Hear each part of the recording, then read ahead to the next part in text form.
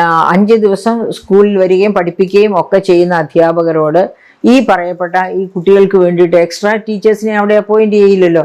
ഇതേ ടീച്ചേഴ്സ് തന്നെ വേണം ഈ സമയത്ത് വന്ന് ക്ലാസ് എടുക്കുകയൊക്കെ ചെയ്യേണ്ടി വരിക.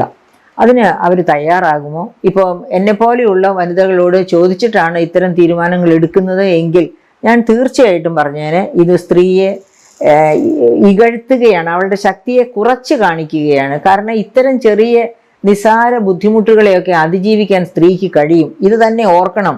എല്ലാ കുട്ടികൾക്കും ഒന്നിച്ചല്ലല്ലോ ഈ മെൻസ്ട്രൽ പീരീഡ് വരുന്നത്. പല കുട്ടികൾക്ക് പല സമയത്തായിട്ടാണ് വരിക. അപ്പോൾ എന്താണെന്ന് വെച്ചാൽ കോളേജിലെ ടീച്ചേഴ്സിന് ശനിയും ഞായറും എല്ലാ ശനിയും ഞായറും ക്ലാസ് ഉള്ള ദിവസങ്ങളായിട്ട് വരുന്ന ഒരവസ്ഥയാകും. സാമ്പത്തിക വിദഗ്ധ ഡോക്ടർ മേരി ജോർജ് പുഞ്ചിരിക്കണം. മാഡം, സൗജന്യ KSRTC യാത്രയ്ക്ക് പുറമെ സ്ത്രീകളെ ചേർത്ത് പിടിക്കുന്ന സർക്കാർ നയങ്ങളാണ് നയപ്രഖ്യാപന പ്രസംഗത്തിലുടനീളം പ്രതിഫലിച്ചത്. മാഡം ഇതേക്കുറിച്ച് ചെറുതായിട്ട് കഴിഞ്ഞ എപ്പിസോഡിൽ സൂചിപ്പിച്ചു. എങ്കിൽ കൂടി ഈ സ്കൂൾ വിദ്യാർത്ഥിനികൾക്ക് മാസത്തിൽ 3 ദിവസം വരെ ആർത്തവ അവധിക്കൊപ്പം അവർ പഠനത്തിൽ പിന്നിലാകാതിരിക്കാൻ വാരാന്ത്യത്തിൽ ക്യാച്ചപ്പ് ക്ലാസുകളും സർക്കാർ പ്രഖ്യാപിച്ചിട്ടുണ്ട്. മെൻസ്ട്രൽ ഡിഗ്നിറ്റി പദ്ധതിയിലൂടെ വിദ്യാഭ്യാസ സ്ഥാപനങ്ങളും പൊതുസ്ഥലങ്ങളും പെൺകുട്ടികൾക്കും സ്ത്രീകൾക്കും സൗഹൃദപരമായ രീതിയിലാക്കാനുള്ള നടപടികൾ സ്വീകരിക്കുമെന്നും ഗവർണറുടെ നയപ്രഖ്യാപന പ്രസംഗത്തിൽ പറയുന്നുണ്ട്. പലരും സർക്കാരിന് ഈ ഒരു തീരുമാനം നല്ലതാണ് എന്ന് പറയുമ്പോൾ തന്നെ ഈ 3 ദിവസത്തെ ആർത്തവ അവധി നൽകുന്ന തീരുമാനം അല്ലെങ്കിൽ UDFന്റെ പ്രഖ്യാപനത്തിനെതിരെ വലിയ വിമർശനവുമുണ്ട്. വിദ്യാർത്ഥിനികൾക്ക് 3 ദിവസം വരെ എല്ലാ മാസവും ആർത്തവ അവധി പ്രഖ്യാപിച്ച സർക്കാർ നയം ശരിക്കും പെൺകുട്ടികളെ ശക്തരാക്കുമോ അതോ കൂടുതൽ അബലകളാക്കുമോ എന്നാണ് പലരും സംശയമുന്നയിക്കുന്നത്. ഇതിന് പകരം എല്ലാ സ്കൂളുകളിലും കോളേജുകളിലും പെൺകുട്ടികൾക്ക് വൃത്തിയുള്ള ശൗചാലയങ്ങളും നാപ്കിൻ വെൻഡിംഗ് മെഷീനുകളും നൽകാൻ ഏർപ്പാടാക്കിക്കൂടെ എന്ന് ചോദിക്കുന്നവരുമുണ്ട്.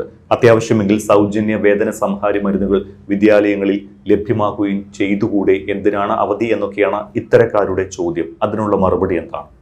അതായത് മെൻസ്ട്രൽ ഡിഗ്നിറ്റി എന്നാണ് ആ ഒരു ഓഫറിൻ്റെ പേര് ഇട്ട് കാണുന്നത്.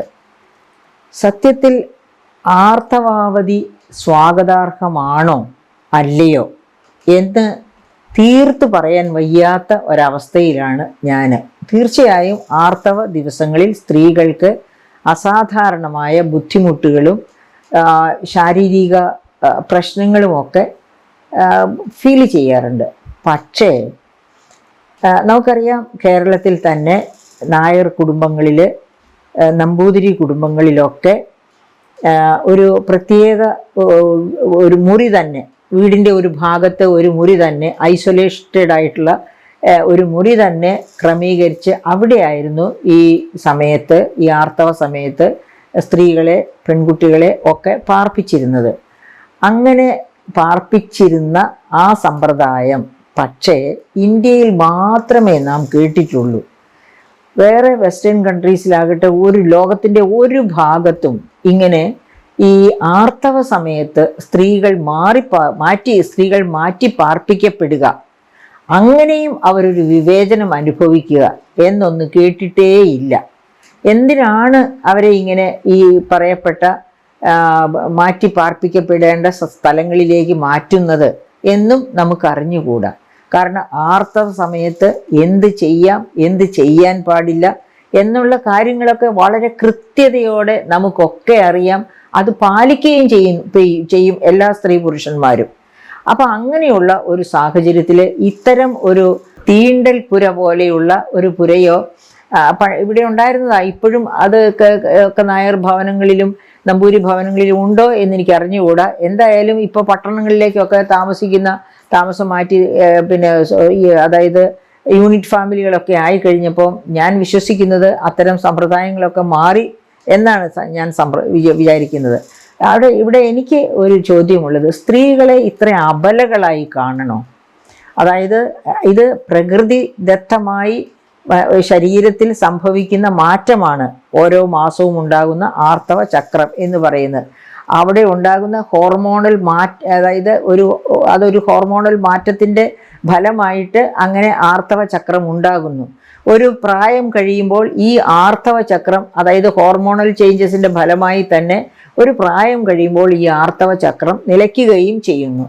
അപ്പോൾ ഇവിടെ നോക്കണം, നമ്മൾ നായർ കുടുംബങ്ങളിലും നമ്പൂരി കുടുംബങ്ങളിലും ഒക്കെ ഇങ്ങനെ തീണ്ടൽ പുരയും അത്തരമുള്ള മാറി താമസിക്കലും ഒക്കെ ഉണ്ടായിരുന്നപ്പോൾ പോലും ഇവിടെ ഉണ്ടായിരുന്ന മറ്റ് സമുദായങ്ങളിൽപ്പെട്ടവർ, ഇപ്പം ഞാനൊരു ക്രിസ്ത്യൻ സമുദായത്തിൽപ്പെട്ട വനിതയാണ്. അതുകൊണ്ട് തന്നെ എനിക്കറിയാം ക്രിസ്ത്യൻ സമുദായങ്ങളിലെ ഒരു തരത്തിൽ ഒരുപാട് എന്താണ് വിവിധ, അതായത് അവാന്തര വിഭാഗങ്ങളുണ്ട് ക്രിസ്ത്യൻ സമുദായത്തിൽ തന്നെ.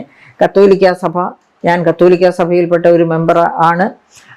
അതുപോലെ തന്നെ ഓർത്തഡോക്സ്, ഇങ്ങനെ ഒരു ലത്തീൻ കത്തോലിക്കരുണ്ട്, സിറിയൻ കത്തോലിക്കരുണ്ട്, ലത്തീൻ കത്തോലിക്കരുണ്ട്, ഓർത്തഡോക്സ് ഉണ്ട്, യാക്കോബായുണ്ട്, അതുപോലെ എന്താണ് മാർത്തോമാ സഭയുണ്ട്. ഇങ്ങനെ ഒത്തിരി അവാന്തര വിഭാഗങ്ങൾ, ഇവരൊന്നും തമ്മിൽ ബേസിക്കലി ഒരു വ്യത്യാസവും ഇല്ലതാനും. അതുപോലെ ജീവിതചര്യകളിലും ഒന്നും തന്നെ മാറ്റങ്ങളില്ല. എന്നിട്ടും ഇവർ വ്യത്യസ്തരായി അറിയപ്പെടുന്നു. ഒരേ യേശുക്രിസ്തുവിനെ വിശ്വസിച്ചുകൊണ്ട് തന്നെ വ്യത്യസ്തരായി അറിയപ്പെടുന്നു എന്നുള്ളത് പോലെയാണ് എന്നാണ് എനിക്ക് തോന്നുന്നത്. ഈ പറയപ്പെട്ട തീണ്ടൽപുരയിലും ആയിട്ട്, അതായത് നായർ സമുദായത്തിലും പിന്നെ നമ്പൂരി സമുദായത്തിലും പെട്ടവർക്ക്, പ്രത്യേകിച്ച് സ്ത്രീകൾക്ക് ആർത്തവ സമയത്ത് തീണ്ടൽപുരി ഉണ്ടാവുക. അതേ സമയത്ത് ഈ ക്രിസ്ത്യൻ സമുദായത്തിൽപ്പെട്ടവർ അത്തരം വിശ്വാസങ്ങളൊന്നുമില്ലാതെ മുന്നോട്ട് പോകുന്നു. അവിടെയും പ്രശ്നങ്ങളൊന്നുമില്ല എന്നാണ് ഞാൻ മനസ്സിലാക്കുന്നത്. അപ്പോൾ ഈ ആർത്തവ ചക്രം എന്ന് പറയുന്നത് പ്രകൃതിദത്തമായി സ്ത്രീക്ക് ലഭിച്ച ഒരു പ്രത്യേകതയാണ്. അത് ഒരു പക്ഷേ അവളുടെ ഗർഭപാത്രവുമായും അവൾ തന്നെയാണ് സന്താന പരമ്പരയ്ക്ക് എന്താണ് കാവലാളാകേണ്ട സ്ത്രീയാണ്. അപ്പോൾ ആ സന്താന പരമ്പരയുടെ ഉടമസ്ഥത സ്ത്രീക്ക് അവകാശപ്പെട്ടതാണ്. അതുകൊണ്ട് തന്നെയാണ് ആർത്തവ ചക്രത്തിൻ്റെ അവകാശവും അവളിൽ തന്നെ നിക്ഷിപ്തമായിരിക്കുന്നത്. അല്ലെങ്കിൽ അവൾക്ക് തന്നെ അങ്ങനെ ആർത്തവ ചക്രം എന്ന ഒരു വ്യത്യസ്തമായ ജീവിതചക്രം പ്രകൃതി കൊടുത്തിരിക്കുന്നത്, അല്ലെങ്കിൽ ദൈവം കൊടുത്തിരിക്കുന്നത് എന്ന് ഞാൻ വിശ്വസിക്കുന്നു. അപ്പോൾ ആ പ്രകൃതി ചക്രത്തെ ശക്തമായി അല്ലെങ്കിൽ സ്വയം വഹിക്കാൻ പ്രാപ്തയാണവൾ എന്നാണ് എൻ്റെ കണക്കുകൂട്ടൽ. അതുകൊണ്ട് ഈ പറയപ്പെട്ട 35 വർഷം കോളേജിൽ പഠിപ്പിച്ചപ്പോഴും ഈ ആർത്തവ ചക്ര സമയത്ത് അവധി കിട്ടിയില്ലല്ലോ എന്ന് ഞാൻ ഒരിക്കൽ പോലും സങ്കടപ്പെട്ടിട്ടില്ല. അതിനു മുൻപ് ഒരു സ്കൂൾ വിദ്യാർത്ഥിനി ആയിരുന്നപ്പോഴോ കോളേജ് വിദ്യാർത്ഥിനി ആയിരുന്നപ്പോഴോ എനിക്ക് അങ്ങനെയുള്ള ആശങ്കകൾ ഉണ്ടായിരുന്നില്ല. അപ്പം നമ്മളെ വെച്ചിട്ടല്ലേ കണക്ക് കൂട്ടുക. നമ്മളന്ന് ഒരുപാട് നരകയാതനയൊക്കെ അനുഭവിച്ചിരുന്നു, കഷ്ടപ്പെട്ടിരുന്നു. എനിക്കിത് കിട്ടിയിരുന്നെങ്കിൽ എന്നൊക്കെ, അവധി കിട്ടിയിരുന്നെങ്കിൽ എന്നൊക്കെ ആഗ്രഹിച്ചിരുന്നു. എങ്കിൽ നമുക്കത് പറയാൻ പറ്റും. അതും ഞാനൊക്കെ പഠിച്ച കാലം എന്നൊക്കെ പറഞ്ഞാൽ ഇപ്പോഴുള്ളവർക്ക് സ്വന്തം കാറോ അല്ലെങ്കിൽ ബസ്സോ സൗകര്യങ്ങളോ ഒക്കെ ഉണ്ട്. ഞാനൊക്കെ എന്ന് വെച്ചാൽ വളരെ ദൂരം നടന്നാണ് സ്കൂളിലും കോളേജിലും ഒക്കെ പഠിച്ചത്. അപ്പോൾ പോലും എനിക്ക് തോന്നാത്ത ആ ബുദ്ധിമുട്ട് എന്തുകൊണ്ടാണ് ഈ സകല സൗകര്യങ്ങളും അനുഭവിക്കുന്ന പെൺകുട്ടികൾ അനുഭവിക്കുന്നത് എന്ന ഒരു ചോദ്യം ഞാൻ ചോദിച്ചു പോവുകയാണ്. പക്ഷേ ഈ സമയത്ത് നേരത്തെ താങ്കളുടെ ചോദ്യത്തിൽ ചോദിച്ചതുപോലെ അത് മാത്രവുമല്ല, ഈ 3 ദിവസം ആർത്തവ അവധി അനുഭവിച്ചുകൊണ്ട് സുഖമായിട്ട് വീട്ടിലിരുന്ന് സ്മാർട്ട് ഫോണും ഒക്കെ ഉപയോഗിച്ച് കുട്ടികളിരിക്കും സുഖമായിട്ട്. എന്നിട്ട് ഈ ആഴ്ചയുടെ അവസാനത്തിൽ ശനിയാഴ്ചയോ ഒക്കെ ക്ലാസ് എടുത്ത് അവർക്ക് എക്സ്ട്രാ ക്ലാസ് എടുത്ത് ഈ കാര്യങ്ങൾ അവർക്ക് നഷ്ടപ്പെട്ടു പോയ ദിവസങ്ങളിലെ കോച്ചിങ് ഒക്കെ കൃത്യമായിട്ട് കൊടുക്കാം എന്ന് പറയുന്നതിലാണ് ഏറ്റവും വലിയ എന്ന് പറയുന്നതാണ് ഏറ്റവും അസാധ്യമായിട്ട് എനിക്ക് തോന്നുന്നത്. കാരണം 5 ദിവസം സ്കൂളിൽ വരികയും പഠിപ്പിക്കുകയും ഒക്കെ ചെയ്യുന്ന അധ്യാപകരോട് ഈ പറയപ്പെട്ട ഈ കുട്ടികൾക്ക് വേണ്ടിയിട്ട് എക്സ്ട്രാ ടീച്ചേഴ്സിനെ അവിടെ അപ്പോയിൻറ്റ് ചെയ്യില്ലല്ലോ. ഇതേ ടീച്ചേഴ്സ് തന്നെ വേണം ഈ സമയത്ത് വന്ന് ക്ലാസ് എടുക്കുകയൊക്കെ ചെയ്യേണ്ടി വരിക. അതിന് അവർ തയ്യാറാകുമോ? എനിക്ക് സംശയമുണ്ട് ഇത് എത്ര സക്സസ്ഫുള്ളായിട്ട് നടപ്പാക്കാൻ പറ്റുന്ന ഒരു പ്രക്രിയയാണെന്ന്. മറിച്ച് താങ്കൾ ചോദ്യത്തിൽ ചോദിച്ചതുപോലെ തന്നെ ആ സ്കൂളിൽ കോളേജിൽ എവിടെയാണെങ്കിലും അവിടെ ഈ കുട്ടികൾക്ക് വേണ്ട സൗകര്യങ്ങൾ ഉറപ്പാക്കുക. അതായത് ഈ സൗകര്യങ്ങൾ ഉറപ്പാക്കുക എന്ന് പറയുമ്പോൾ അതിനകത്ത് എല്ലാം ഇൻവോൾവ് ആണ്. അവർക്ക് അവരുടെ ഈ പറയപ്പെട്ട നാപ്കിൻസ് മാറ്റാനും പിന്നെ അതുപോലെ വിശ്രമം എടുക്കണം ഏതെങ്കിലും സമയത്ത് എന്ന് തോന്നുന്നുവെങ്കിൽ 1 മണിക്കൂറോ മറ്റോ പോയി വിശ്രമിക്കാൻ ഉള്ള അവസരം കിട്ടുക. അങ്ങനെയൊക്കെയുള്ള സൗകര്യങ്ങൾ ലഭ്യമാകുമ്പോൾ അതുപോലെ നാപ്കിൻ ഫ്രീ ആയിട്ട് അവർക്ക് ലഭ്യമാക്കുക. ഇങ്ങനെയൊക്കെയുള്ള സൗകര്യങ്ങൾ കൊടുക്കുകയാണെങ്കിൽ അത് വളരെ നന്നായിരിക്കും. ഇത് ഇത്തിരി കടന്ന കൈയായി പോയില്ലേ എന്ന സംശയം എനിക്കുണ്ട്. ഇപ്പം എന്നെപ്പോലെയുള്ള വനിതകളോട് ചോദിച്ചിട്ടാണ് ഇത്തരം തീരുമാനങ്ങൾ എടുക്കുന്നത് എങ്കിൽ ഞാൻ തീർച്ചയായിട്ടും പറഞ്ഞേനെ ഇത് സ്ത്രീയെ ഇകഴ്ത്തുകയാണ്, അവളുടെ ശക്തിയെ കുറച്ച് കാണിക്കുകയാണ്. കാരണം ഇത്തരം ചെറിയ നിസാര ബുദ്ധിമുട്ടുകളെയൊക്കെ അതിജീവിക്കാൻ സ്ത്രീക്ക് കഴിയും. ഇത് തന്നെ ഓർക്കണം, ഇത് പ്രകൃതി സ്ത്രീയെ ശക്തിപ്പെടുത്തുന്ന ഒരു രീതിയാണ്. അതായത് ഒരു കുഞ്ഞിനെ ഗർഭം ധരിച്ച് പ്രസവിക്കുക എന്ന് പറയുന്നത് ഒരു ബാലികേറ മല കയറുന്നത് പോലെ ദുഷ്കരമായ കർമ്മമാണ്. നല്ലവണ്ണം ഒരു കുഞ്ഞിനെ ഗർഭം ധരിച്ച് അതിനെ ആരോഗ്യത്തോടുകൂടി പ്രസവിച്ച് അത് വലിയ ഒരു ബാലികേറ മലയാണ്. ആ ബാലികേറ മലയിൽ കയറാനുള്ള ശക്തി ഒരു സ്ത്രീക്ക് നൽകുന്നത് ഈ ആർത്തവ ചക്രങ്ങളിലൂടെ കടന്നു പോകുമ്പോഴുള്ള ചെറിയ ചെറിയ വ്യത്യാസങ്ങൾ, ബുദ്ധിമുട്ടുകൾ പിന്നെ എന്താ പറയുക തരണം ചെയ്തുകൊണ്ടാണ്. അപ്പം ഇത് ഒരിക്കലും ഇതൊരു ചെറിയ ഒരു പരീക്ഷണ ഘട്ടം എന്നതുപോലെയോ അങ്ങനെ എന്തെങ്കിലും പറഞ്ഞാലും കുഴപ്പമില്ല. അപ്പോൾ അതിന് അനുവദിക്കാതെ അയ്യോ എന്ന് പറഞ്ഞിട്ട് നമ്മൾ അവരെ ചേർത്ത് പിടിക്കാൻ എന്ന രീതിയിൽ ഇത്തരം സൗകര്യങ്ങൾ കൊടുത്താൽ ഒന്നാമത് അവർക്ക് നഷ്ടപ്പെടുന്ന ക്ലാസ്സുകൾക്ക് പകരം 3 ദിവസം, ഒരു മാസം 3 ദിവസം, 3 ദിവസത്തെ ക്ലാസ് എന്ന് പറഞ്ഞാൽ നല്ല ചിട്ടയോടെ പഠിപ്പിക്കുന്ന ഒരു ഇൻസ്റ്റിറ്റ്യൂഷൻ ആണെങ്കിൽ വലിയ നഷ്ടമാണ് ആ 3 ദിവസം കൊണ്ട് ഉണ്ടാകുന്നത്. ആ 3 ദിവസത്തെ ക്ലാസ് എക്സ്ട്രാ ക്ലാസ് എടുത്ത് പാലിച്ചു കൊടുക്കും എന്ന് പറഞ്ഞാൽ അത് ബുദ്ധിമുട്ടാണ്. എല്ലാ സാഹചര്യങ്ങളിലും ശരിയാവില്ല. നല്ല മിടുക്കരായ കൂട്ടുകാരുണ്ടെങ്കിൽ ആ കൂട്ടുകാരിൽ നിന്നൊക്കെ ചോദിച്ച് അവർക്ക് പഠിക്കാൻ പറ്റും. അല്ലാത്തപ്പോൾ അല്ലെങ്കിൽ അതായത് എല്ലാ കുട്ടികൾക്കും ഒന്നിച്ചല്ലല്ലോ ഈ മെൻസ്ട്രൽ പീരീഡ് വരുന്നത്.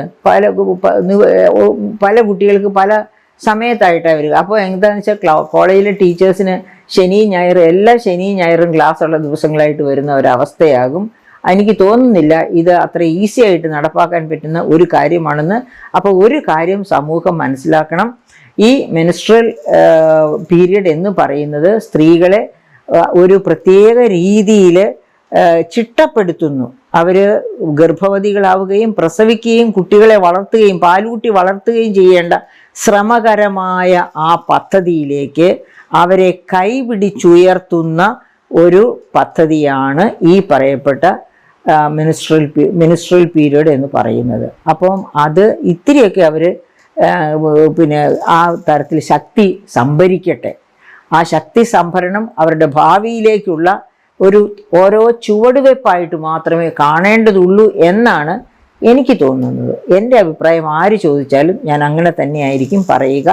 ഞങ്ങളൊക്കെ കടന്നു വന്ന ആ കടമ്പ അത് വലിയ ഭീകരമായ ഒരു കടമ്പയായിട്ട് എനിക്കൊരിക്കലും തോന്നിയിട്ടില്ല. എൻ്റെ വിചാരം എൻ്റെ സുഹൃത്തുക്കൾ ഒരിക്കലും അത് അയ്യോ ഇതൊരു വലിയ കടമ്പയാണ്, ഇതെങ്ങനെ തരണം ചെയ്യും എന്ന് പറഞ്ഞ് കരയുന്നത് ഞാൻ കണ്ടിട്ടില്ല.